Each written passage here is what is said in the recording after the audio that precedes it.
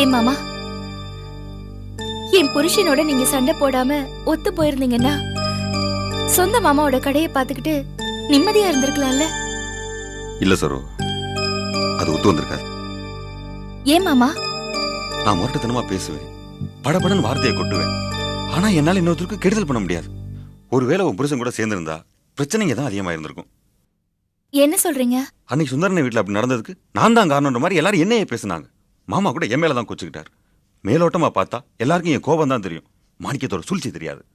அன்னைக்கு சிரிச்சுக்கிட்டு என்ன யோக்கிய மாதிரி என்ன தூண்டி வர மாதிரி பேசினான் தெரியுமா? எங்க அவங்க கூட நான் வந்து சேர்ந்துட போறவங்க பயம். ஆனா மாமாவும் சுந்தரன் இருக்காங்கிறதுக்காக நம்ம குடும்பத்து மேல பாசம் இருக்க மாதிரி நடிச்சான். அவன் நடிக்கிறான் தெரிஞ்சதுனால தான் அவன் மேல எனக்கு கோபம் அதிகமாகி வார்த்தையை கொட்டிட்டேன், கெட்ட பேர் வாங்கிட்டேன். என்னால மாணிக்க மாதிரி இடத்துக்கு தகுந்த மாதிரி சிரிச்சு பேசி நடிக்க தெரியாது. என்னடா நம்ம புருஷனை பத்தி நம்மகிட்டே குறை சொல்லணும்னு நினைக்கிறியா? ஐயோ இல்ல மாமா, என் புருஷனை பத்தி எனக்கு ஓரளவுக்கு தெரியும். அவர் உங்ககிட்ட அப்படி நடந்துக்கிட்டது எனக்கும் வருத்தமா தான் இருக்கு. ஆனா என்னால என்ன செய்ய முடியும்னு எனக்கு தெரியல. நீ என்ன செய்ய முடியும் சரோ? ஆனா நான் பண்ணதுல என்ன தப்பு? வெள்ளந்தி மனசான எனக்கும் வினயமான புருஷனுக்கும் எப்படி ஒத்து வரும்? ரெண்டு பேரும் ஒரே இடத்துல எப்படி வேலை செய்ய முடியும்? அது ரெண்டு பேருக்குமே நல்லதில்ல. நீங்க சொல்றது ரொம்ப சரிதான் மாமா. நீயாச்சும் ஆறுதலா ஒரு வார்த்தை சொன்னியே. அன்னைக்கு என்னமோ மாமா நான் என்னமோ கொலக்குத்தம் பண்ணது மாதிரி என்ன பிடிச்ச திட்டினார். சரி மாமா, நீங்க பண்ண தப்பு, வாங்கின கடன், ஏமாந்த பணம் எல்லாத்தையும் சுத்தமா மறந்துருங்க. அது எப்படி முடியும் சார்? ஏன் முடியாது மாமா? நான் சொல்றத கேளுங்க. நீங்க எல்லாத்தையும் மறந்துட்டு ஒரு நல்ல வேலையில சேருங்க. அந்த வேலையில நல்லபடியா நடந்துகிட்டு முன்னேற பாருங்க. மாமா, நீங்க நல்லவர், மனசு சுத்தமானவர்.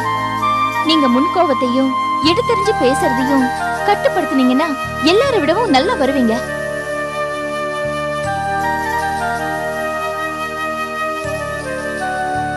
சரி மாமா, நான் வரேன்.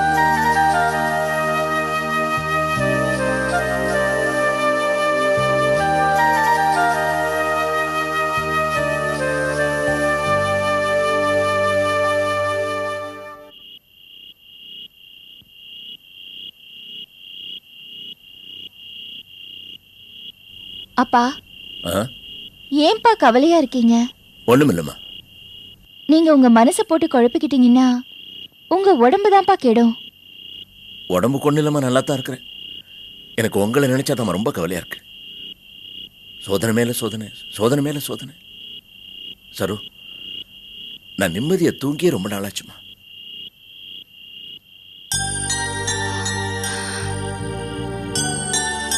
அப்பா, நான் போஸ் மாமாவை பார்த்துட்டு வந்தேன். கடவுள் அவரை ஏன் தான் இப்படி சோதிக்கிறாருன்னு புரியல. அவரு என்கிட்ட பேசும்போது என் மனசு நொந்து போச்சு. அவரை நான் கண்டிச்சேனே தவிர அவரை பத்தி மனசுல நினைக்கும் போது பாவமா இருக்கு. எனக்கு அவனை பத்தாம கவலை அதிகமா இருக்கு. மகன் தருதலையா இருந்தா கண்டிச்சு வளர்க்கலாம். மருமகனே இப்படி இருந்தா என்னமா பண்றது? என்னால ஒரு அளவுக்கு தானே சொல்ல முடியும். தனத்தை பத்தி யோசிக்க வேண்டியிருக்குல்ல.